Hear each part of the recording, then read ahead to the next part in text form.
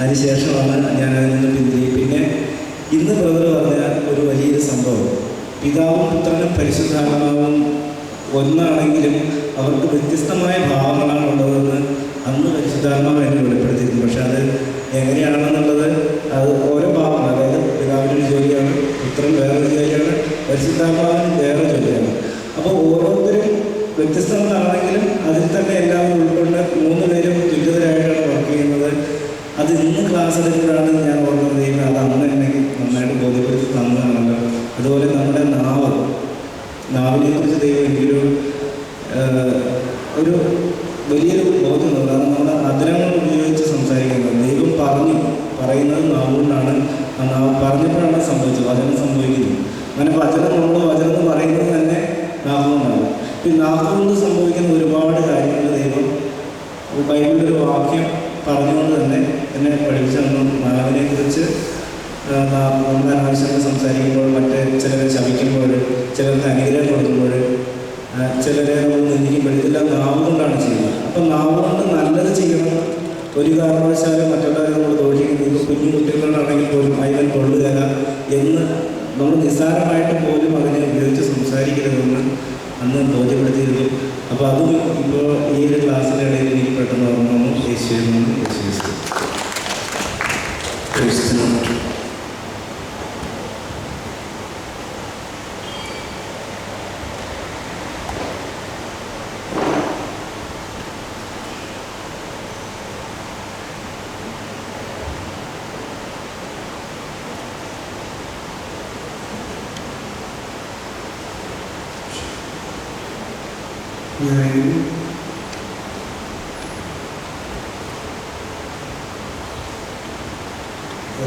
വരുന്നുണ്ട്.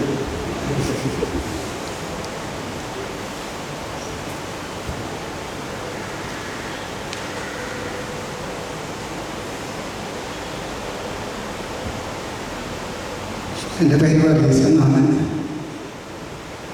ഇന്ന് പ്രഭാതത്തിൽ എല്ലാ ദിവസവും തരുന്ന വിധത്തിലല്ല ഈശോ ലെറ്ററായി എഴുതിത്തരുന്നത്. കണ്ണു തുറക്കുന്നതിന് മുൻപ് ശക്തി എന്ന് മാത്രം തന്നോളൂ. ആ ശക്തി എന്ന് എഴുതി തന്നത് എൻ്റെ മനസ്സിൽ ഞാനിവിടെ ഇരിക്കുന്നുണ്ടെങ്കിലും അതെന്താണ് കർത്താവ് എന്നെൻ്റെ ഹൃദയത്തിൽ ഇങ്ങനെ പൊഴിച്ചു ചോദിച്ചിരിക്കുകയാണ്. ശക്തി എന്ന് പറയുന്നതിൻ്റെ അർത്ഥം എന്തെന്ന് എനിക്ക് മനസ്സിലായില്ല. ഇവിടെ രോഗികളായവരെ വിളിച്ച് കർത്താവ് തന്നെ ആ കരങ്ങളെ നീട്ടിക്കൊണ്ട് കർത്താവ് ഉപപ്രദരെ ശക്തി അയക്കി പരിശുദ്ധാത്മ ശക്തി എന്ന് പറഞ്ഞപ്പോൾ ആണ് എനിക്ക് ബോധ്യം വന്നത്. അപ്പോൾ ഇവിടെ എത്ര നേരെയാണ് കർത്താവ് സൗഖ്യപ്പെടുത്തിയത്. അപ്പോൾ പ്രഭാതത്തിലെ തന്ന കാര്യങ്ങൾ എനിക്കിപ്പോൾ ബോധ്യം കിട്ടി. അത് ദൈവം സംസാരിച്ചതാണെന്ന് എനിക്ക് ബോധ്യം കിട്ടി. അതിവിടെ എൻ്റെ കൺമുമ്പിൽ തന്നെ നീ കണ്ട് അത് മനസ്സിലായി. ദൈവത്തിന് നന്ദി പറഞ്ഞ് നമുക്കൊന്ന് ശ്രദ്ധിക്കാം. യേശുവേ സ്തോത്രം, കർത്താവേ സ്തോത്രം, ദൈവമേ സ്തോത്രം. ഓരോ കാര്യങ്ങളും അങ്ങ് വ്യക്തമാക്കി പറഞ്ഞു തന്നുകൊണ്ട് അത് സമൂഹത്തിൽ അങ്ങ് പ്രവർത്തിക്കുന്ന ദൈവമാണ്. യേശു കർത്താവ് ജീവിക്കുന്ന ദൈവമാണെന്നുള്ള ആ ബോധ്യം ഞങ്ങളുടെ ഹൃദയങ്ങളിൽ തന്ന് വിശ്വാസത്തിന് ആഴപ്പെടുത്തിയതിനെ ഓർത്തുകൊണ്ട് ഞങ്ങളൊന്ന് ചേർന്ന് ദൈവമേ അങ്ങനെ ആരാധിക്കുകയും സ്തുതിക്കുകയും നന്ദി പറയുകയും ചെയ്യുന്നു.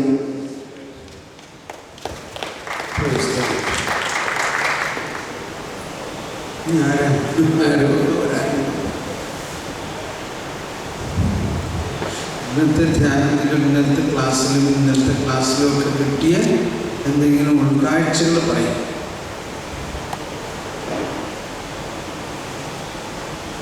സംശയങ്ങളുണ്ടെങ്കിൽ അത് ചോദിക്കും.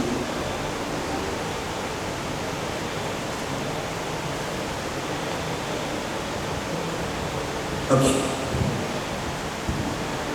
അപ്പം നമ്മൾ ജോൺ 14 യോഹന്നാന്റെ സുവിശേഷം 14-ാം അധ്യായത്തിലെ 5 ഭാഗങ്ങളായിട്ട് അതിനെ നമ്മൾ കണ്ടു. ആദ്യം യേശുവിനെ കുറിച്ച് തന്നെ പറയുന്ന ത്രിത്വത്തിലെ 2-ാമത്തെ ആൾ യേശുവിലൂടെയാണ് ത്രിത്വത്തിലേക്ക് പ്രവേശിക്കുന്നത്. രണ്ടാമത് പിതാവിനെ കുറിച്ച് പറയുന്നു, മൂന്നാമത് പരിശുദ്ധാത്മാവിനെ കുറിച്ച്, നാലാമത് ത്രിത്വത്തെക്കുറിച്ച്, അഞ്ചാമത് ത്രിത്വവും നമ്മുടെ ജീവിതവും തമ്മിലുള്ള, അല്ലെങ്കിൽ ത്രിത്വം നിറഞ്ഞുള്ള നമ്മുടെ ജീവിതം. ഇതാണ് വാസ്തവത്തിൽ ദൈവം മനുഷ്യന് വേണ്ടി തരുന്ന ഏറ്റവും വലിയ സമ്മാനം. അതാണ് ഈശോ പറഞ്ഞു തുടങ്ങിയത്, ഞാൻ പോയി സ്ഥലമൊരുക്കി വീണ്ടും വന്ന് നിങ്ങളെ കൂട്ടി ഞാനായിരിക്കുന്നിടത്ത് നിങ്ങളും ആയിരിക്കേണ്ടതിന് പോകണം. അതിന് വ്യക്തിപരമായ ആ ത്രിത്വത്തിൻ്റെ പിതാവ് പുത്രൻ പരിശുദ്ധാത്മാവിനോടും ഒപ്പം നമ്മൾ ഓരോരുത്തരും ലയിച്ചു ചേരുന്നു. അതാണ് നിത്യജീവൻ എന്ന് പറയുന്നത്. മനസ്സിലായി? ഏകസത്യദൈവമായ അങ്ങയെയും അങ്ങയച്ച യേശുക്രിസ്തുവിനെയും അറിയുക എന്നതാണ് നിത്യജീവൻ. അതിനെ ഈശോ പറഞ്ഞത്, ഏകസത്യദൈവമായ അങ്ങയിൽ വിശ്വസിക്കുകയും അങ്ങയച്ച യേശുക്രിസ്തുവിൽ വിശ്വസിക്കുക, ദൈവത്തിൽ വിശ്വസിക്കുക, എന്നിൽ വിശ്വസിക്കുക എന്നുള്ള അർത്ഥം. ഇനി നമ്മൾ വന്നിരിക്കുന്നൊരു ഭാഗം ഈശോ പറഞ്ഞു, എന്നിൽ വിശ്വസിക്കുന്നവൻ, 12-ാമത്തെ വചനം 14-12 പറയുന്നത്, സത്യം സത്യമായി ഞാൻ നിങ്ങളോട് പറയുന്നു, എന്നിൽ വിശ്വസിക്കുന്നവനും ഞാൻ ചെയ്യുന്ന പ്രവൃത്തികൾ ചെയ്യും. ഞാൻ പിതാവിന്റെ അടുത്തേക്ക് പോകുന്നത് കൊണ്ട് ഇവയേക്കാൾ വലിയവയും അവൻ ചെയ്യും. ഒന്നുകൂടി എല്ലാവരും കരമുയർത്തി ശബ്ദം ഉയർത്തിയിട്ട് പറഞ്ഞുകൊണ്ട്, സത്യം സത്യമായി ഞാൻ നിങ്ങളോട് പറയുന്നു, എന്നിൽ വിശ്വസിക്കുന്നവൻ ഞാൻ ചെയ്യുന്ന പ്രവൃത്തികൾ ചെയ്യും. ഞാൻ പിതാവിന്റെ അടുത്തേക്ക് പോകുന്നത് കൊണ്ട്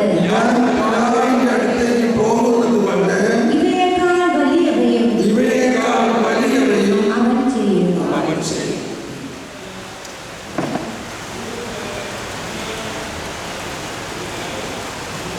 എന്താ അതിൻ്റെ അർത്ഥം?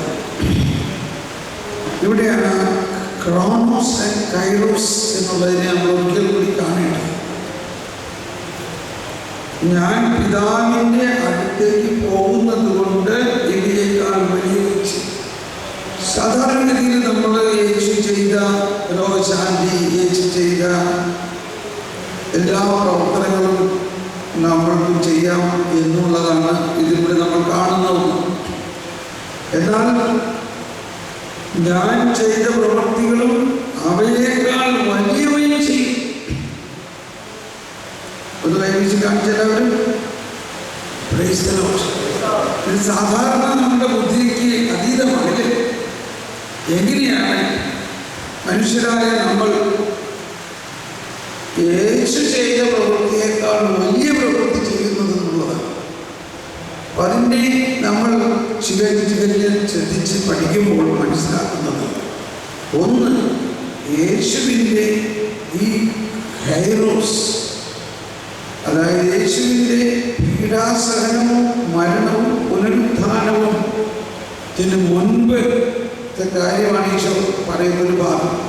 എന്നിൽ വിശ്വസിക്കുന്നവർ ഞാൻ ചെയ്ത പ്രവൃത്തികളും അവയേക്കാൾ വലിയവയാണ്.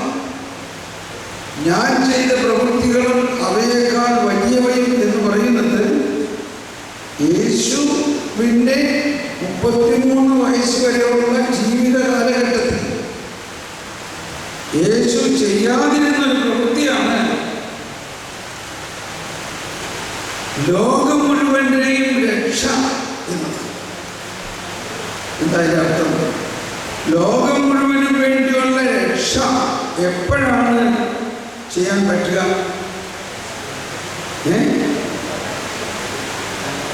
ഉദ്ധാനത്തിന് ശേഷം. പക്ഷെ പോയി ഞാൻ സ്വർഗത്തിലേക്ക് പോവുകയാണ്. 33 വയസ്സ് വരെ യേശു ചെയ്യാതിരുന്ന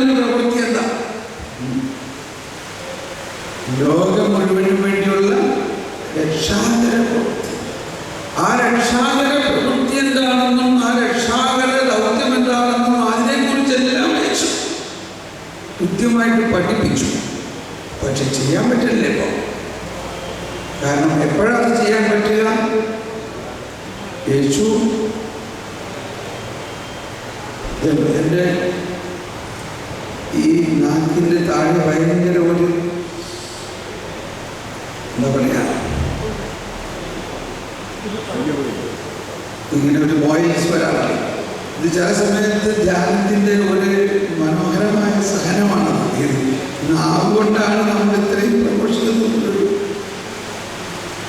ചില സമയത്ത് ഒരു രാജ്യത്ത് നിന്ന് മറ്റൊരു രാജ്യത്ത് പോകുമ്പോൾ പെട്ടെന്ന് നമുക്ക് ക്ലൈമറ്റ് ചേഞ്ച് ഉള്ളതുകൊണ്ട് ഈ വശമൊക്കെ നീര് വന്നിട്ട് ഈ വായു തുറക്കാൻ പറ്റില്ല. പക്ഷെ അത് വെച്ച് നമ്മൾ പ്രഘോഷിക്കണം. അതാണ് ഈ ചില സഹനങ്ങൾ നമുക്ക് ഇതിൻ്റെ കൂടെ എപ്പോഴും ഉണ്ടാവും. ഇപ്പം ദുസ്സഹമായൊരു വേദനയാണ് അകത്ത്. അപ്പം ആ വേദനയിലൂടെയാണ് നമ്മളിപ്പോൾ ഇത് വചനം പ്രഘോഷിക്കേണ്ടതെന്നുള്ളത്.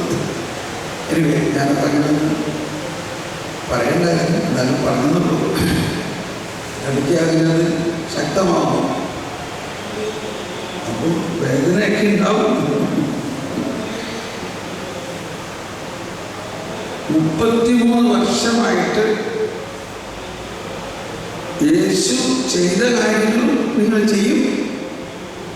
എന്താ അതിനേക്കാൾ വലിയൊരു കാര്യം?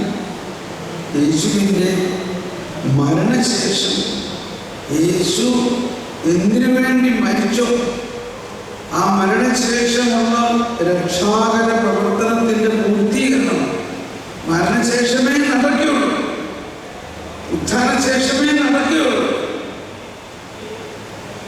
മനസ്സിലായോ? ആ പോയിന്റ് മനസ്സിലായോ?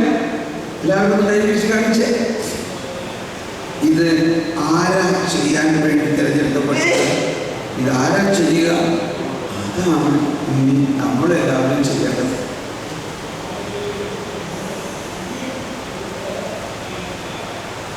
പക്ഷേ ആ ചെയ്യുന്നതിൻ്റെ ചാലകശക്തി ആരുടെ ശക്തിയായിരിക്കും? യേശുവിൻ്റെ ശക്തിയായിരിക്കും.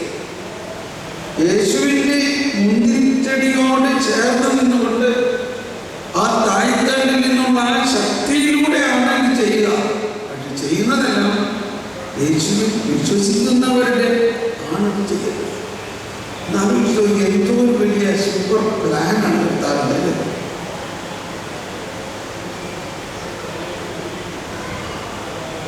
ഇത് അന്ന് അതാ പറഞ്ഞത്, നിന്നിൽ വിശ്വസിക്കുന്നവൻ. അപ്പോൾ നമ്മൾ രാവിലെ പറഞ്ഞു കണ്ടുകൊള്ളിയുടെയും 10 വർഷത്തിൻ്റെയും കാര്യം പറഞ്ഞു. എന്നിൽ വിശ്വസിക്കുക, ദൈവത്തിൽ വിശ്വസിക്കുക. ദൈവത്തിൽ വിശ്വസിക്കുന്നവനിൽ ദൈവം വസിക്കുന്നു. മനസ്സിലായോ? ദൈവം വസിക്കുന്നുവെങ്കിൽ ആ വ്യക്തി പിന്നെ എന്ത് ചെയ്യും? ദൈവം ചെയ്യുന്ന പ്രവൃത്തികൾ അവൻ ചെയ്യാനുള്ളതാണ്. അപ്പൊ അതിൽ 2 ഭാഗമാണ്. ഒന്ന് യേശുവിൻ്റെ പീഡാസനവും മരണവും ഉത്ഥാനം വരെ യേശു ചെയ്ത പ്രവൃത്തികൾ. യേശുവിൻ്റെ ബാല്യകാലം മുതൽ. ഇനി 2 യേശുവിൻ്റെ പുനരുത്ഥാനത്തിന് ശേഷം യേശു ചെയ്ത പ്രവൃത്തി. അപ്പോൾ യേശു ഇന്നും ചെയ്തുകൊണ്ടിരിക്കുന്നു. പക്ഷേ എങ്ങനെയാണ് യേശു ചെയ്തുകൊണ്ടിരിക്കുന്നത്? യേശു എല്ലാം ചെയ്തുകൊണ്ടിരിക്കുന്നത് എങ്ങനെയാണ്? മനുഷ്യൻ നമ്മളാകുന്ന യേശുവിൻ്റെ സഹോദരങ്ങളിലൂടെ.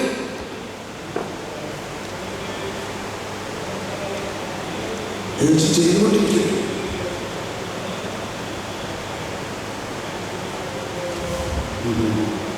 മനസ്സിലായി തോന്നല്ലേ? മനസ്സിലായില്ലേ? അപ്പോൾ ഇതാണ് നമ്മൾ ഓരോരുത്തർക്കും ദൗത്യമുണ്ടെന്ന് പറയുന്നത്. നമ്മളെപ്പോഴും നമ്മുടെ പാവം പശ്ചാത്താപം കടലിൽ പിടിക്കല് ഇത് മാത്രം നോക്കിക്കൊണ്ടൊരു കാര്യമില്ല. കർത്താവ് എന്താ പറയുന്നത്? ഈ അപ്പസ്തോലന്മാരെ അവരുടെ വിശ്വാസരാഹിത്യത്തെ പ്രതി അവരെ കുറ്റപ്പെടുത്തി. എന്നിട്ട് അവരോട് പറയുകയാണ്, നിങ്ങൾ പോയി ലോകമെന്ന് എൻ്റെ സാക്ഷികളായ സുവിശേഷം പറയുക. അതൊന്നും നമ്മളെ സുവിശേഷ പ്രവർത്തനത്തിന് തടസ്സപ്പെടുത്തുന്നില്ല. അതുകൊണ്ടാണ് നിങ്ങളെക്കാൾ ആദ്യം ചുങ്കക്കാരും വേശ്യകളും സ്വർഗരാജ്യത്തിൽ പ്രവേശിക്കും എന്ന് പറഞ്ഞില്ല. ആരെക്കാൾ? ഈ വളരെ നിയമവും ചട്ടവും അക്ഷരം പ്രതി പാലിച്ച് ഇരിക്കുന്ന നിയമജ്ഞരും പരിസരക്കാളും ആദ്യം വേശ്യകളും ചുങ്കക്കാരും സ്വർഗരാജ്യത്തിൽ പ്രവേശിക്കും എന്ന് പറഞ്ഞതിന്റെ അർത്ഥം അവര് എത്ര വലിയ ഭാവികളായാലും അവർ എനിക്ക് വേണ്ടി ഓടും, എനിക്ക് വേണ്ടി പ്രവർത്തിക്കും, എനിക്ക് വേണ്ടി ചെയ്യും. ഞാൻ ചെയ്ത പ്രവൃത്തികൾ അവരെ കൊണ്ട് ഞാൻ ചെയ്യും. കണ്ടോ, 5 ഭർത്താവുണ്ടായിരുന്നു, എന്നാൽ ഇപ്പോൾ ഉള്ളവൻ ഭർത്താവല്ല, അവളാണ് ആദ്യത്തെ സുവിശേഷ പ്രവർത്തക. അവൾ യേശു അനുഭവം ഉണ്ടായ ഉടനെ തന്നെ അവളുടെ നാട്ടിലേക്ക് സമരിയ പട്ടണത്തിലേക്ക് ഓടി. അവിടെയുള്ള ആളുകളെ എല്ലാവരെയും കൂട്ടിക്കൊണ്ട് യേശുവിൻ്റെ അടുത്തേക്ക് വരുന്നു. ഇപ്പോൾ പലരും എന്നോട് ചോദിക്കാറുണ്ട്, അത് ലോകാവസാനത്തെ കുറിച്ച് എന്താ ഒന്നും സാധാരണ പറയാറില്ലല്ലോ. എല്ലാവരും ലോകാവസാനത്തെ കുറിച്ച് പല വ്യത്യസ്തമായ പ്രൊഫസിയിലെല്ലാം ചെയ്യുന്നു. ഞാൻ പറഞ്ഞു, ആദ്യം ഞാൻ ഒരു പ്രാവശ്യം പറഞ്ഞതാണ്, നമ്മളെ സംബന്ധിച്ച് ഇതൊക്കെ പറയണമെന്നുണ്ടെങ്കിൽ ആദ്യം ദൈവരാജ്യവും അവിടുത്തെ നീതിയും നമ്മൾ അനുഭവിക്കുമ്പോൾ ഇത് വെളിപ്പെടും. പക്ഷെ ഒരു കാര്യം ഈശോ കൃത്യമായി പറഞ്ഞിട്ടുള്ളത്, ഈ രാജ്യത്തിന്റെ സുവിശേഷം ലോകം മുഴുവനും പ്രഘോഷിക്കപ്പെടും, അതിനുശേഷം അന്ത്യം ആകുന്നതാണ്. ഇത് വളരെ ലോജിക്കല്ലേ? ഈ സുവിശേഷം, അതായത് യേശുക്രിസ്തുവിനെ കുറിച്ചുള്ള അറിവ് ഈ ലോകം മുഴുവനുമുള്ളവർക്ക് ഉണ്ടാകണോ വേണ്ടിയോ? അതല്ലേ പ്രധാന കാര്യം. ലോകത്തെ അവസാനിപ്പിക്കണേ, ചുമ്മാ അവസാനിപ്പിച്ച് കയ്യിലാക്കിട്ടേണ്ട കാര്യം. ലോകം അവസാനിക്കുന്നു എന്ന് പറഞ്ഞാൽ അതിനു മുൻപ് ഈ പ്രപഞ്ചത്തിലുള്ള എല്ലാ ജാതി മനുഷ്യരും, ഈ ഭാരതത്തിലുള്ള എല്ലാ ഹിന്ദുക്കളും മുസ്ലിംകളും പഞ്ചാബി പാഴ്സി സിഖ് ഇവരെല്ലാവരും യേശുവിനെ അറിയണം. നിങ്ങൾ എന്ത് പറയണു? അറിയോ ഇല്ലയോ? അറിയോ ഇല്ലയോ? ഒന്ന് കൈകൊട്ടി എത്ര പേർക്ക് ആ വിശ്വാസമുണ്ട്? Praise the Lord. ഒന്ന് ശബ്ദം ഉയർത്തി പറഞ്ഞ് യേശുവേ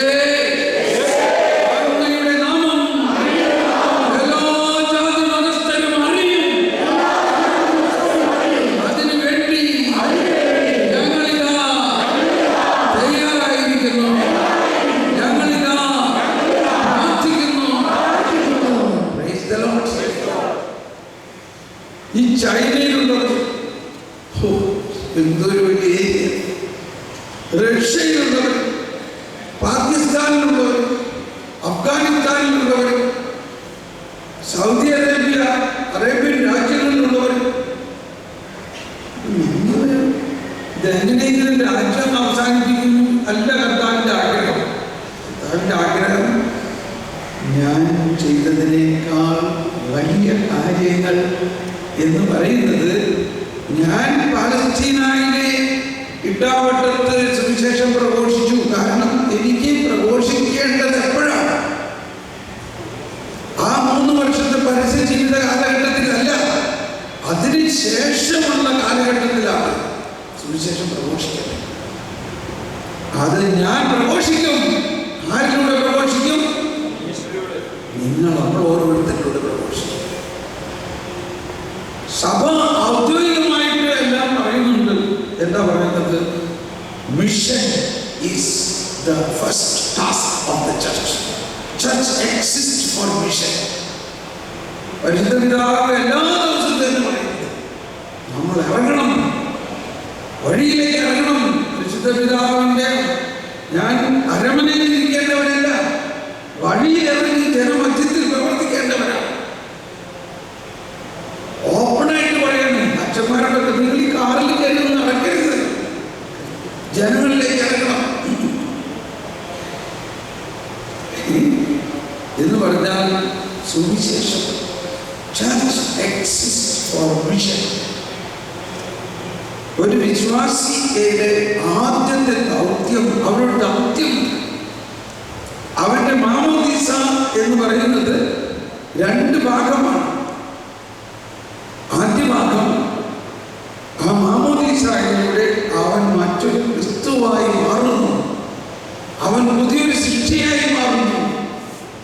അതോടൊപ്പം അവനിൽ യേശു ചെയ്ത അതേ അഭിഷേകം, യേശുവിനുണ്ടായ അതേ അഭിഷേകം.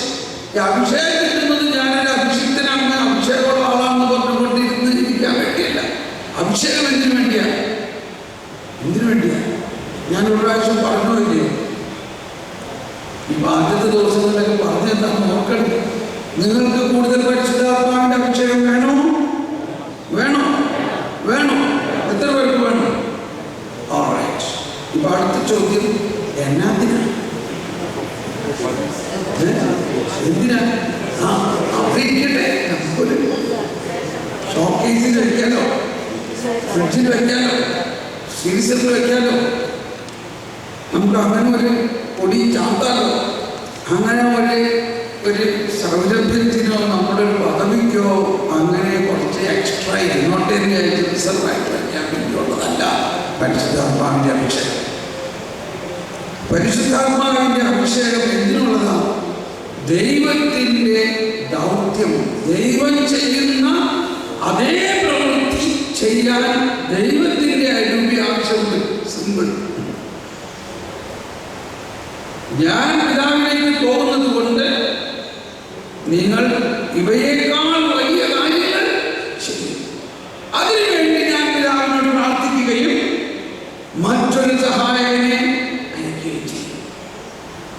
അപ്പൊ പരിശുദ്ധാത്മാവിനെ നമുക്ക് നൽകുന്നത് നമുക്ക് സുഖമായിട്ട് പോത്തിറച്ചിയും കാളിറച്ചിയും കരിമീൻ വറുത്തതും തിന്ന് ഞായറാഴ്ച കുർബാന കഴിഞ്ഞു സുഖമായിട്ട് തിന്ന് കുടിച്ച് കിടന്ന് ഉറങ്ങാൻ വേണ്ടിയല്ല. ഇതായിരുന്നു ഒരു കാലഘട്ടത്തിൽ, അല്ലെങ്കിൽ ഇപ്പോൾ നമ്മളുടെ സഭയുടെ മെജോറിറ്റി ആളുകളും ചെയ്യുന്നു. ഞായറാഴ്ച പള്ളി പോകും, എല്ലാ ദിവസവും പള്ളി പോകാൻ തയ്യാറാണ്. അത് കഴിഞ്ഞ് വരെ പള്ളി വരെ ഒറ്റക്കാരൻ വരെ നമ്മൾ വരും. അങ്ങനെയല്ല, നമ്മൾക്ക് ഓരോരുത്തർക്കും ഒരു ദൗത്യത്തെ കുറിച്ച് പറയുന്നത്. ആ ദൗത്യത്തിനെ കുറിച്ച് പറയുകയാണെങ്കിൽ നമ്മൾ അത്ഭുതപ്പെടും. കർത്താവിന്റെ ചിന്ത പറയുന്നത് നിങ്ങളുടെ ദൗത്യം എൻ്റെ ദൗത്യം തന്നെയാണ്, യാതൊരു വ്യത്യാസമില്ല. ഞാൻ ചെയ്യുന്ന ദൗത്യം, ഞാൻ ചെയ്തിരുന്ന ദൗത്യം ഇനി ഈ പ്രപഞ്ചത്തിൽ ചെയ്യേണ്ടത് നമ്മളെല്ലാവരുമാണ്. ഒരു മണിയുടെ പോലും അതിന് കുറവുണ്ട്. എന്നേക്കാൾ വലിയ കാര്യങ്ങൾ ചെയ്യുന്നുണ്ട്. അപ്പൊ വലിയ കാര്യം എന്ന് പറഞ്ഞാൽ രക്ഷയുടെ കാര്യമാണ്. ലോകം മുഴുവനിലേക്കും രക്ഷ ചെന്നെത്തേണ്ട കാര്യമാണ് വലിയ കാര്യം. ചെറിയ ചെറിയ വരദാനങ്ങൾ ഉപയോഗിച്ചുള്ള ലോകശാന്തി ശുശ്രൂഷകളൊക്കെ ചെറിയ കാര്യങ്ങളാണ്. ലോകം മുഴുവന് വേണ്ടിയുള്ള രക്ഷ, ലോകം മുഴുവന് വേണ്ടി നമ്മുടെ ആത്മാവിലൂടെ രക്ഷ ഒഴുകണമെങ്കിൽ നമ്മിൽ വസിക്കുന്ന ത്രിത്വൈക ദൈവവും, നമ്മിൽ വസിക്കുന്ന യേശു, നമ്മിൽ വസിക്കുന്ന പരിശുദ്ധാത്മാവും ഇതേ ഒരു ലക്ഷ്യം വെച്ച് പ്രവർത്തിക്കുന്നു എന്നും എന്നിൽ വിശ്വസിക്കുന്നവർ ഞാൻ ചെയ്ത പ്രവൃത്തികളൊക്കെ ചെയ്യും, അവയേക്കാൾ വലിയവയും ചെയ്യുന്നുള്ളത് വളരെ കൃത്യമായിട്ട് മനസ്സിലായോ? എന്തെങ്കിലും സംശയമുണ്ടോ ഇതിൽ? അപ്പൊ ഇതാണ് നമ്മുടെ പദ്ധതി, അവർ ടാർഗറ്റ്. അപ്പൊ പരിശുദ്ധാത്മാവിനെ നമുക്ക് കൂടുതൽ ശക്തമായി ലഭിക്കണമെങ്കിൽ നമുക്കൊരു ടാർഗറ്റ് ഉണ്ടായിരുന്നു, നമുക്കൊരു ലക്ഷ്യം ഉണ്ടായിരുന്നു, നമ്മുടെ ദൗത്യബോധം ഉണ്ടാകണം. ദൈവം എന്താ നമ്മളെ കൊണ്ട് ചെയ്യാൻ ആഗ്രഹിക്കുന്നത്, അതിനാവശ്യമുള്ള പരിശുദ്ധാത്മാവ് നൽകണേ എന്ന് പ്രാർത്ഥിക്കുമ്പോൾ പരിശുദ്ധാത്മാവ് പറഞ്ഞു. മറിച്ച് അവിടെ സമയം കിട്ടുമെങ്കിൽ ചെയ്യാം, ഇച്ചിരി സമയമൊക്കെ ബാക്കിയുണ്ടെങ്കിൽ ചെയ്യാം. നമ്മൾ ആരെങ്കിലും ഒന്ന് ആരാധനയ്ക്കൊക്കെ ഒന്ന് വിളിക്കും, 1 മണിക്കൂർ ഒന്നിരുന്ന് ആരാധിക്കാമോ, ഒരു സമയം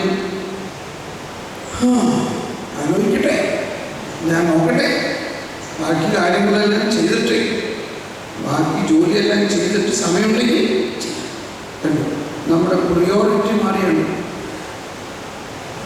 ഇതാണ് നമ്മുടെ എക്സിസ്റ്റിംഗ്, നമ്മുടെ നിലവിലുള്ള അവസ്ഥയിൽ നമ്മുടെ പ്രിയോറിറ്റി. വിശ്വാസ സംബന്ധമായ കാര്യങ്ങൾക്ക്, കർത്താവിന് സംബന്ധമായ കാര്യങ്ങൾക്ക് പ്രിയോറിറ്റി ഏറ്റവും അവസാനമാണ്. നോക്കിയാൽ നമ്മുടെ മക്കള് ചിലർ നിങ്ങളുടെ കാര്യം ജനറൽ ആയിട്ടുള്ള ഒരു തത്വമാണ്. എൻട്രൻസിന് നീ കോച്ചിങ്ങിന് പോകണം, അത് ഞായറാഴ്ചയുള്ളൂ, അതുകൊണ്ട് നീ നിന്റെ കാര്യം നോക്കി പള്ളിയിലൊക്കെ അതൊക്കെ നടന്നോളൂ, കാറ്റഗീസൊക്കെ നടന്നോളൂ. ഇങ്ങനെയുള്ള കോഴ്സുകളെല്ലാം ഞായറാഴ്ചയുള്ളൂ. ഫോറിനാണെങ്കിൽ അന്നാണ് കരാറ്റെ ക്ലാസ്, ഭരതനാട്യ ക്ലാസ്, എന്തെല്ലാം മാർഷൽ ആർട്സിലൊക്കെ ഉള്ളത് ഞായറാഴ്ച. എന്ത് വേണം? പള്ളിയിൽ പോകണോ? മോളെ കരാറ്റെ പഠിപ്പിക്കണം. അവൻ ബ്ലാക്ക് ബെൽറ്റാണല്ലോ, അവൻ വൈറ്റ് ബെൽറ്റാണ്, എനിക്കതുകൊണ്ട് എന്ത് ബെൽറ്റാണ്. പക്ഷേ പറഞ്ഞത് ഈ ബ്ലാക്ക് ബെൽറ്റും ആണോ നമ്മളെ കർത്താവിനെ പഠിപ്പിക്കുന്നത്? മക്കളെ ഞായറാഴ്ച ദിവസം പള്ളിയിൽ പോകാണ്ട്, വേദോപദേശത്തിന് പോകാണ്ട്, ബ്ലാക്ക് ബെൽറ്റ് പഠിപ്പിക്കലും ഇതൊക്കെ നല്ലതാണ്. ഭരതനാട്യം പഠിപ്പിക്കും, ഇതിനൊക്കെ നമുക്ക് സമയമില്ല. ഇപ്പൊ എന്താ പ്രയോറിറ്റി എന്ന് ആലോചിച്ചു. Priority, what is our priority? അതാണ് വലിയ കാര്യത്തിൽ നമുക്ക് പ്രിയോറിറ്റി ഉണ്ടാകുക. എന്താണ് ദൈവം നമ്മളിലൂടെ ചെയ്യാൻ ആഗ്രഹിക്കുന്നത്? ഇതുകൊണ്ടാണ് ദൈവരാജ്യം വളരെ 2000 വർഷമായി കത്തോലിക്കൽ ആയിട്ട് ഇന്നും നമ്മൾ വെറും 2% 3% ഇരിക്കുന്നതിന്റെ കാരണം ഇത് അച്ഛന്മാരും കന്യാസ്ത്രീമാരും ചെയ്യേണ്ട ഒരു കാര്യമാണെന്ന് ആയിരുന്നു ഒരു കാലഘട്ടത്തിൽ നമ്മുടെ എല്ലാം ധാരണ.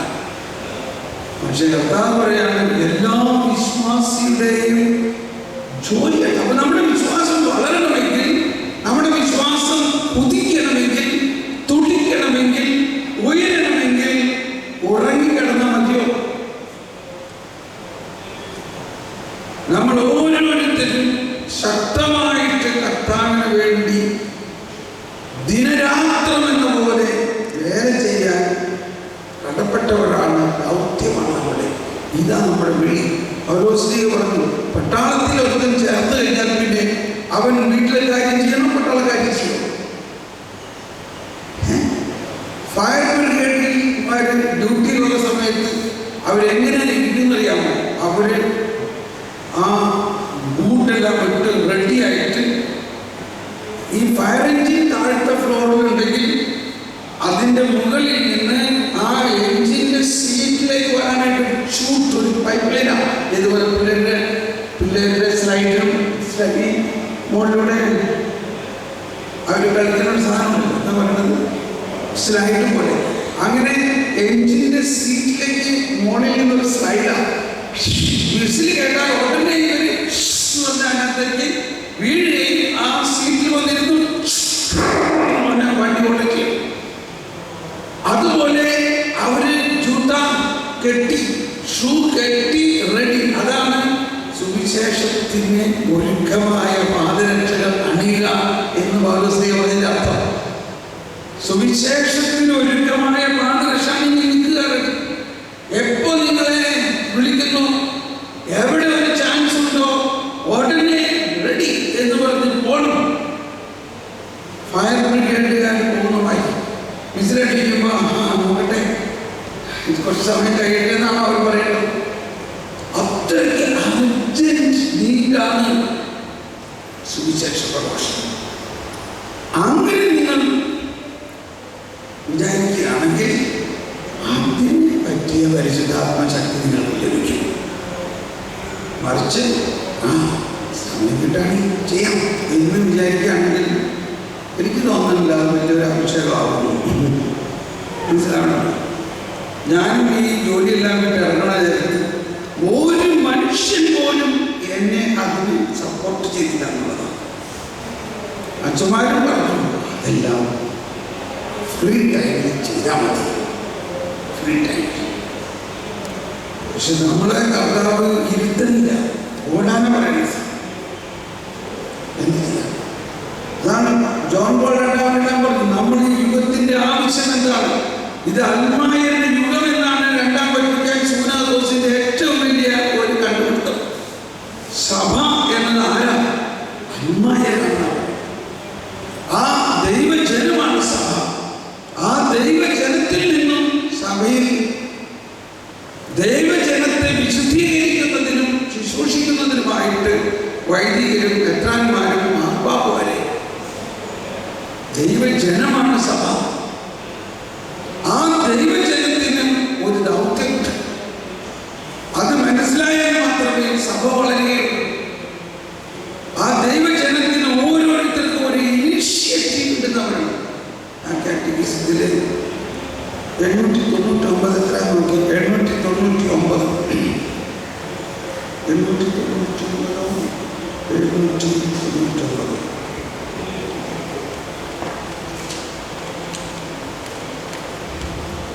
899 അൽമായ വിശ്വാസം. ഓക്കെ,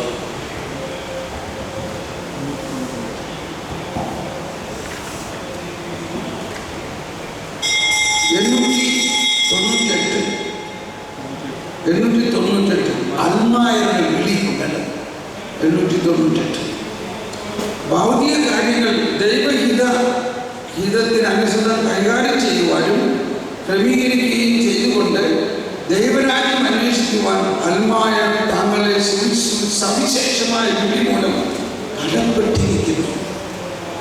അവർ അടുത്ത് ബന്ധം പുലർത്തുന്ന ഭൗതിക കാര്യങ്ങളെല്ലാം ക്രിസ്തുവിന് അനുസൃതമായി സംഭവിക്കുകയും വളരുകയും സൃഷ്ടാവിൻ്റെയും രക്ഷകന്റെയും മഹത്വത്തിൽ ഉപകരിക്കുകയും ചെയ്ത വിധത്തിൽ അവയെ പ്രകാശിക്കുവാനും ക്രമീകരിക്കുവാനും അവർക്ക് സവിശേഷമായ കടമയുണ്ട്.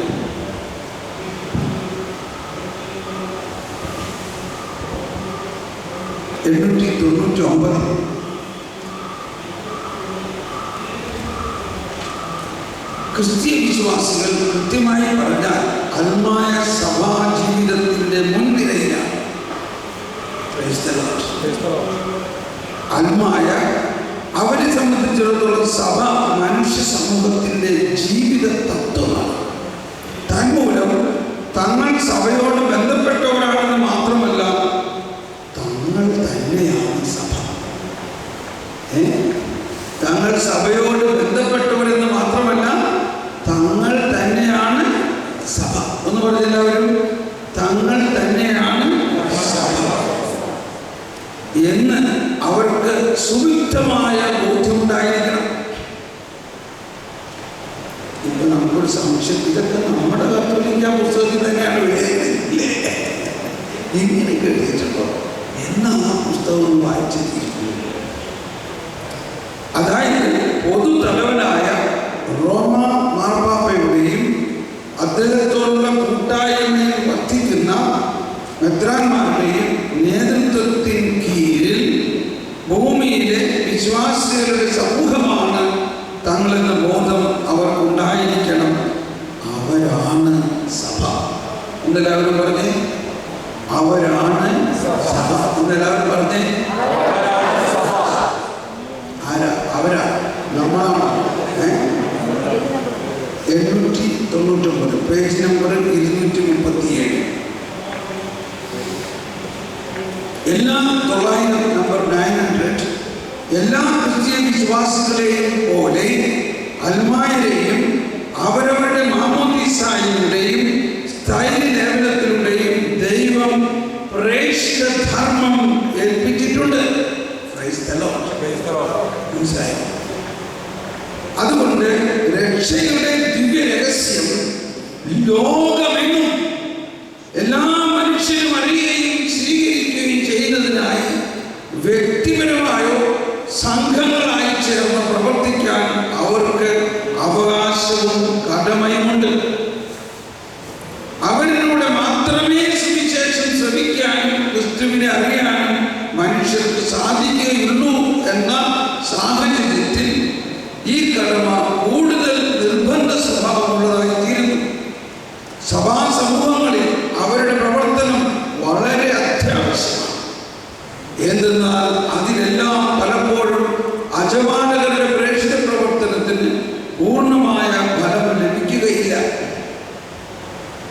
ക്രിസ്തുവിൻ്റെ പൗരോഹിത്യ ധർമ്മത്തിൽ അൽമായരുടെ പങ്കാളിത്തം. 901 ക്രിസ്തുവിനെ സമർപ്പിതരും പരിശുദ്ധാത്മാവിനാൽ അഭിഷിക്തരുമായ അൽമായർ തങ്ങളിൽ തന്നെ ആത്മാവിൻ്റെ കൂടുതൽ സമ്പന്നമായ ഫലങ്ങൾ പുറപ്പെടുവിക്കാൻ വേണ്ടി വിസ്മയമാംവിധം വിളിക്കപ്പെടുകയും വിസ്മയമാംവിധം ഒരുക്കപ്പെടുകയും ചെയ്തിരിക്കുന്നു. എന്തെന്നാൽ അവരുടെ എല്ലാ ജോലികളും പ്രാർത്ഥനകളും പ്രേക്ഷിത പ്രവർത്തനങ്ങളും കുടുംബ ജീവിതവും ദാമ്പത്യ ജീവിതവും അനുദിന ജോലിയും ശാരീരികവും മാനസികവുമായ വിശ്രമവും യഥാർത്ഥത്തിൽ ക്ഷമയോടെ സഹിക്കുന്ന ജീവിത ക്ലേശങ്ങൾ പോലും പരിശുദ്ധാത്മാവിനാൽ നിർവഹിക്കപ്പെടുമ്പോൾ യേശുക്രിസ്തുവിലൂടെ ദൈവത്തിന് സ്വീകാര്യമായ ആധ്യാത്മിക ബലിയായിത്തീരുന്നു. വിശുദ്ധ കുർബാനയുടെ ആഘോഷത്തിൽ കർത്താവിൻ്റെ ശരീരത്തോടൊപ്പം അവയിൽ ഭക്തിപൂർവ്വം പിതാവിന് ഏറ്റവും ഉചിതമായ രീതിയിൽ സമർപ്പിക്കപ്പെടുന്നു. അങ്ങനെ അൽമായരും എല്ലായിടത്തും നിർമ്മലരായി പ്രവർത്തിച്ചുകൊണ്ട് ആരാധകരെന്ന നിലയിൽ ലോകത്തെ തന്നെ ദൈവത്തിന് സമർപ്പിക്കുന്നു.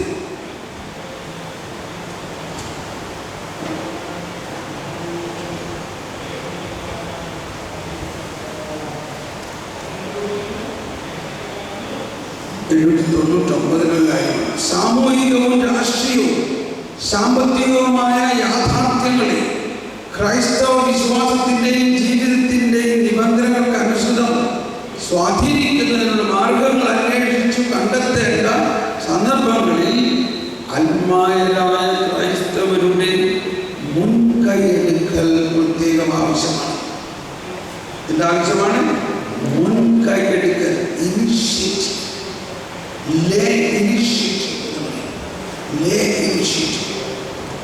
അതിൻ്റെ ആവശ്യകത എന്ന് പറയുമ്പോൾ ഈ ആനിമേഷൻ ഫിലിം ഉണ്ടാക്കി. ഇതുപോലെ ഈ ഫിലിം ഇന്ന് ലോകത്തിൽ എവിടെയെങ്കിലും നിങ്ങൾ ആരെങ്കിലും ഗവൺമെൻറ്റായിട്ടോട് കണ്ടിട്ടുണ്ടോ? You have seen the world. പുള്ളി ഫോറിൻ കമ്പനിയിൽ ജോലി ചെയ്ത് ഒരുപാട് ഇന്റർനെറ്റ് അതൊക്കെ കണ്ടിട്ടുണ്ടോ? സഭയിൽ എന്തോരം പ്രസ്ഥാനങ്ങൾ ഉണ്ടായിട്ടും ഈ പ്രസ്ഥാനങ്ങളിൽ ഒന്നും പോലും ഇതുപോലെ ഉണ്ടാക്കാൻ ശ്രമിച്ചിട്ടുണ്ടോ? കാരണം അത് ഒരു വലിയ സംഘടനയാകുമ്പോൾ വളരെ ബുദ്ധിമുട്ടാണ്. ഇപ്പം നമ്മൾ പറയുകയാണ് നമ്മളുടെ വികാരിയച്ചനോട് നമുക്ക് ഇങ്ങനത്തെ ഒരു ക്യാമറ മേടിക്കണം എന്ന് പറഞ്ഞാൽ വികാരിയച്ചന് മേടിക്കാൻ പറ്റുമോ? വികാരിയച്ചൻ പറയും, ആ ശരി, നിങ്ങൾ അതിനെക്കുറിച്ചൊരു റിപ്പോർട്ട് ഉണ്ടാക്കി നമുക്കത് പാരിഷ് കമ്മിറ്റിയിൽ അവതരിപ്പിക്കാം, ഇല്ലേ? പാരിഷ് കമ്മിറ്റി അതിനെക്കുറിച്ച് വിശകലനം ചെയ്ത് പഠിച്ചു കഴിയുമ്പോൾ അവർ പറയും ഇത് മേടിച്ചു കഴിഞ്ഞാൽ ഈ പൈസ നമുക്ക് എങ്ങനെ തിരിച്ചു കിട്ടും, അതിൻ്റെ മണി ബാങ്ക് എങ്ങനെയാണ്, എന്ത് ചെയ്യും, ഇങ്ങനെ കത്തി അവസാനം ഇത് മേടിക്കലുണ്ടാവില്ല. ഇനി ഒരു രൂപ തന്നെ മേടിക്കണമെന്ന് പറഞ്ഞു കഴിഞ്ഞാൽ ഒരു ബിഷപ്പിന് പോലും ഇത് മേടിക്കാൻ പറ്റില്ല. കാരണം ബിഷപ്പ് മേടിക്കണമെങ്കിൽ മറ്റേ ഫൈനാൻസ് കമ്മിറ്റി എഴുതിയ അവരോട് പറയണം. ഒരാൾക്കും ഒരു ഇൻഡിപെൻഡന്റ് അതോറിറ്റി ഇല്ല അവിടെ. അത് അവിടെ സമൂഹം ചേർന്ന് ഡിസ്കസ് ചെയ്യണം. ഡിസ്കസ് ചെയ്യുമ്പോൾ അതിന് നമുക്കറിയാം ഡിസ്കഷനിൽ നിൽക്കുന്നത്. പക്ഷേ ലേ ഇനിഷ്യേറ്റീവ് എന്ന് പറഞ്ഞാൽ നമുക്ക് ഒരു അൽമായ വ്യക്തിക്ക് ഒരു പ്രചോദനം പരിശുദ്ധാത്മാവ് തരികയാണ്, നീ ഇന്നത് ചെയ്യണം. നമുക്ക് വേറെ ആരോടും ചോദിക്കേണ്ട, ഉടനെ ഫോൺ ചെയ്ത് ഒരു ക്യാമറ കൊണ്ട് കൊടുത്തിട്ട് അതിൻ്റെ ബില്ല് കൊടുത്തു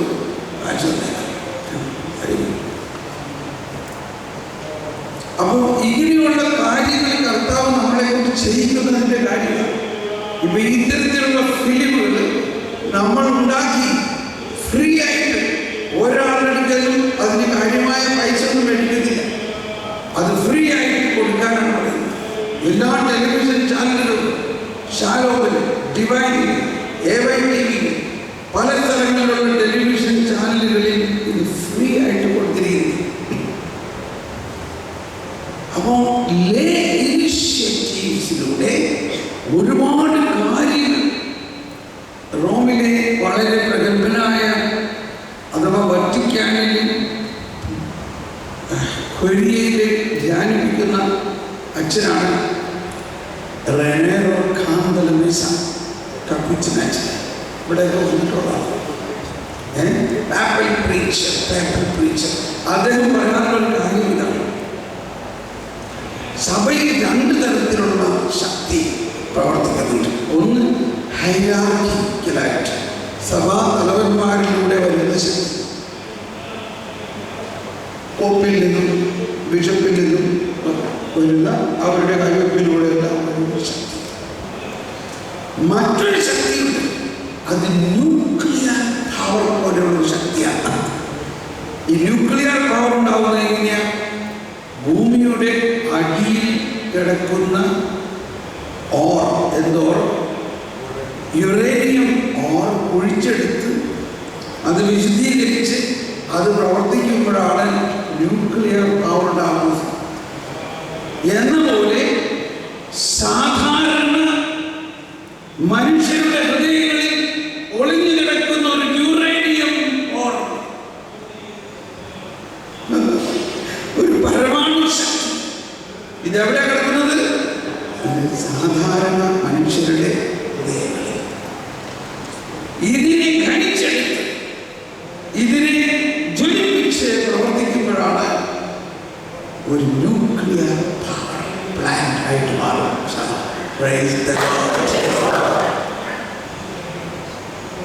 അപ്പോ എന്നോടൊരിക്കൽ ഒരച്ഛൻ പറഞ്ഞു, നീ ഒരു ഡീക്കനാകാൻ പറഞ്ഞു. ഡീക്കൻ. അപ്പോൾ ഡീക്കൻ എന്ന് പറഞ്ഞാൽ അച്ഛന്മാരുമായും കുർബാനയിലൊക്കെ നമുക്ക് നിൽക്കാൻ പ്രസംഗിക്കാതൊക്കെ ചെയ്യാം. എന്നാൽ അച്ഛനല്ല. ഞാനത് വെച്ച് നല്ല ഐഡിയ. അപ്പോൾ പറഞ്ഞു, നിനക്ക് കുർബാനയിൽ പ്രസംഗിക്കാം.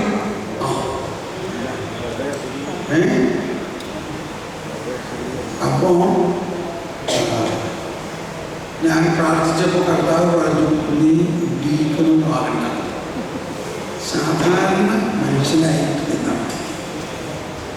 മാമോദീസായിലൂടെ നിനക്കുള്ള അഭിഷേകമാണ് മറ്റ് മാമോദീസ ലഭിച്ചിരിക്കുന്ന അല്ലെങ്കിൽ അല്ലാത്തവരായ എല്ലാ സാധാരണ വിശ്വാസികൾക്കും നീ ഒരു മാതൃകയാകാൻ വേണ്ടി. സാധാരണ വിശ്വാസികൾ അറിയണം, സാധാരണക്കാരാണെങ്കിൽ നമ്മളിലൂടെ അസാധാരണ കാര്യങ്ങൾ ദൈവത്തിന് ചെയ്യാൻ. അതാണ് ഈശോ പറഞ്ഞതിന്റെ അർത്ഥം.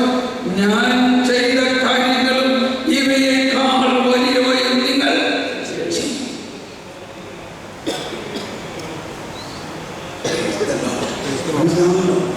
സഭ വളരണമെങ്കിൽ ഒരു ഹൈറാർക്കിക്കൽ സെറ്റപ്പിലൂടെ ഒരു വളർച്ച അത് നടന്നോട്ടെ. പക്ഷേ അതോടൊപ്പം തന്നെ ഗ്രാസ് റൂട്ട് ലെവലിൽ നിന്നും സാധാരണ മനുഷ്യരുടെ ഹൃദയത്തിൽ നിന്നും ഉറങ്ങിക്കിടക്കുന്ന പരിശുദ്ധാത്മ ശക്തി ഉണർന്ന് ശക്തമായി പ്രവർത്തിപ്പിക്കുന്നതും സഭയുടെ തന്നെ വലിയ പ്രവർത്തനം. ഒരു കാലത്ത്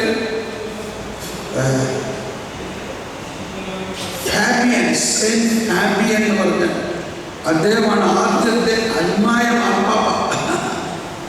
മാർപ്പാപ്പയെ തിരഞ്ഞെടുക്കുന്നതിനുള്ള സംഘം കൂടിയിട്ട് മാർപ്പാപ്പയെ തിരഞ്ഞെടുക്കാൻ പറ്റിയില്ല. അപ്പൊ അന്ന് അവസാനം ഒരു പ്രാവ് പറന്ന് വന്ന് ഒരു സാധാരണക്കാരന്റെ തലയിൽ കൊണ്ടിരുന്നു. അദ്ദേഹത്തിന്റെ പേരാണ് സെയിന്റ് ഫാബിയൻ. അങ്ങനെ അവസാനം അതിനെക്കുറിച്ച് പ്രാർത്ഥിച്ചപ്പോൾ ഫാബിയനെ മാർപ്പാപ്പയാക്കാൻ തീരുമാനിച്ചു. ഒരു അൽമായ അവസാനം മാർപ്പാപ്പയാക്കാൻ വേണ്ടി അദ്ദേഹത്തെ മെത്രാനാക്കി. മനസ്സിലായി? നമുക്ക് ഇപ്പൊ എനിക്കൊരു അച്ഛനാകാൻ പറ്റുന്നു, പക്ഷെ മാർപ്പാപ്പയാകാം. മനസ്സിലാവുന്നുണ്ടോ? ഒരു സാധാരണക്കാരൻ ഒരു മാർപ്പാപ്പയാകാൻ ദൈവത്തിന്റെ തിരുമനസ്സാണ്.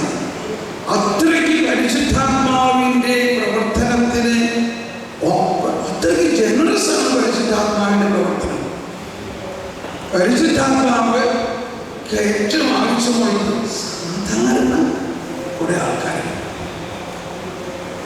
അവരിലൂടെ കർത്താവിന് വൻ കാര്യങ്ങൾ ചെയ്യാൻ സാധിക്കും.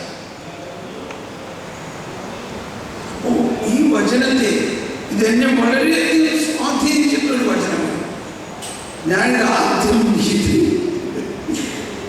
ഒരാൾ മെച്ചൻ പ്രസംഗിക്കൽ കേട്ടപ്പോൾ അന്ന് ഇത്രയും നമ്മൾ നവീകരണത്തിനൊന്നും വരാത്ത സമയത്ത് ഞാൻ വിചാരിച്ച് ഇത് അദ്ദേഹത്തിന് എന്തോ തെറ്റുപറ്റിച്ചു. ബൈബിളിൽ ഇങ്ങനെ എഴുതാൻ വഴിയില്ലല്ലോ. ഞാൻ ചെയ്ത ചെയ്ത കാര്യങ്ങൾ ഈ പാപിയും ബലഹീനരുമായ നമ്മൾ ചെയ്യുന്നുള്ളത് എങ്ങനെ ശരിയാവാം? അത് ചിലപ്പോൾ സ്പെല്ലിംഗ് മിസ്റ്റേക്കോ അദ്ദേഹം വായിച്ചതിൻ്റെ മിസ്റ്റേക്കോ ആയിരിക്കും. വീട്ടിൽ വന്നിട്ട് ബൈബിള് നോക്കി ഒന്ന് അദ്ദേഹത്തിനെ വിളിച്ച് പറയണം, അങ്ങ് പറഞ്ഞത് ശരിയല്ല. പക്ഷേ ബൈബിള് നോക്കിയപ്പോൾ കണ്ണു തള്ളിപ്പോയി. ബൈബിള് നോക്കിയപ്പോൾ എന്താ എഴുതിയിരിക്കുന്നത്? ശരിക്കും അത് തന്നെ എഴുതിയിരിക്കുന്നത്. You shall do all that I do. You will do even greater things than I do. ഞാൻ ചെയ്ത കാര്യങ്ങൾ എന്നിൽ വിശ്വസിക്കുന്നവർ ആയ നിങ്ങൾ ഞാൻ ചെയ്ത കാര്യങ്ങൾ ചെയ്യും. ഇവയേക്കാൾ വലിയവയും ചെയ്യും. നമ്മുടെ ഹൃദയം വികസിക്കണം, നമ്മുടെ ബുദ്ധി വികസിക്കണം. ചക്രവാളങ്ങൾക്ക് അപ്പുറത്തേക്ക് നമ്മൾ നോക്കണം. ഇതാണ് ആവശ്യം. ദൈവത്തിന്റെ കണ്ണിലൂടെ കാണണം. നിന്റെ ചിന്തകൾ എന്റെ ചിന്തകൾ പോലെയല്ല, നിങ്ങളുടെ വഴികൾ എന്റെ വഴികൾ പോലെയുമല്ല. ആകാശവും ഭൂമിയും തമ്മിലുള്ള വ്യത്യാസം. എന്നാൽ ദൈവം മഞ്ഞും മഴയും പെയ്യുന്ന പോലെ മഞ്ഞും മഴയും ഭൂമിയിൽ വന്നത് മടങ്ങിപ്പോയില്ല എന്ന പോലെ എൻ്റെ വചനം നിങ്ങളിൽ വന്നത് മടങ്ങി വരാത്തത്. അപ്പോൾ അത്രയ്ക്ക് ഉന്നതമായ ചിന്തയും ലക്ഷ്യവുമായിട്ടാണ് ദൈവം വന്നിരിക്കുന്നത്. നമ്മൾ ഓരോരുത്തരെ കുറിച്ചുമുള്ള ദൈവത്തിൻ്റെ ലക്ഷ്യമാണ്. ഒന്ന് വായിക്കാം ആ വചനം കേട്ട് എല്ലാവരും. 12-ാമത്തെ വചനം, 12, 13, 14. യോഹന്നാൻ 14-ാം അധ്യായത്തിൽ 12, 13, 14. സത്യം സത്യമായി ഞാൻ നിങ്ങളോട് പറയുന്നു, എന്നിൽ വിശ്വസിക്കുന്നവനും ഞാൻ ചെയ്യുന്ന പ്രവൃത്തികൾ ചെയ്യും. ഞാൻ പിതാവിന്റെ അടുത്തേക്ക് പോകുന്നത് കൊണ്ട്. എല്ലാവരും ഏറ്റു പറഞ്ഞുകൊണ്ട്, എന്നിൽ വിശ്വസിക്കുന്നവനും ഞാൻ ചെയ്ത പ്രവൃത്തികൾ ചെയ്യും. ഞാൻ പിതാവിന്റെ അടുത്തേക്ക് പോകുന്നത് കൊണ്ട് ഇവയേക്കാൾ വലിയവയും ചെയ്യും. Praise the Lord. Mother Teresa എല്ലാം പറയാറുള്ളൊരു വാക്കിതാണ്, we have been called for greater things. വലിയ കാര്യം ചെയ്യാനാണ് ദൈവം നമ്മളെ വിളിച്ചിരിക്കുന്നത്. വലിയ കാര്യം ചെയ്യാൻ, വലിയ കാര്യം ചെയ്യാൻ. ഈ ഉൾക്കാഴ്ച നമുക്കുണ്ടാവുകയും, ദൈവമേ എനിക്ക് വലിയ കാര്യം ചെയ്യണം, ഈ വചനം എനിക്ക് പൂർത്തിയാകണം, അതിനു വേണ്ടിയുള്ള പരിശുദ്ധാത്മാവിനെ എനിക്ക് നൽകണേ. പരിശുദ്ധാത്മാവ് അറിയും വരുമോ ഇല്ലയോ? ഈ വചനം പൂർത്തിയാകോ ഇല്ലയോ? ഈ വചനം എന്തിനെഴുതിയിരിക്കുന്നതാണ്? ഈ വചനം യഥാസമയം പൂർത്തിയാകാൻ വേണ്ടി എഴുതിയിരിക്കുന്നതാണ്. ഇതാണ് ദൈവത്തിന്റെ ആഗ്രഹം. ലോകം മുഴുവനുമുള്ള സകല മനുഷ്യരും ദൈവം ഇതിനു വേണ്ടി വിളിച്ചേക്ക്. ഈ ഇന്ന് നിലവിലുള്ള എല്ലാ ക്രിസ്ത്യാനികളും അവരുടെ സ്വന്തം ആഗ്രഹങ്ങളും പ്ലാനുകളും പദ്ധതികളും വിട്ട്, ദൈവമേ ഇതാ ഞാൻ നിനക്ക് വേണ്ടി എന്തും ചെയ്യാൻ തയ്യാറാണ് എന്ന് പറയുന്ന നിമിഷത്തിൽ എന്തോ ഒരു വലിയ സുവിശേഷവൽക്കരണമായിട്ട് നടക്കുക.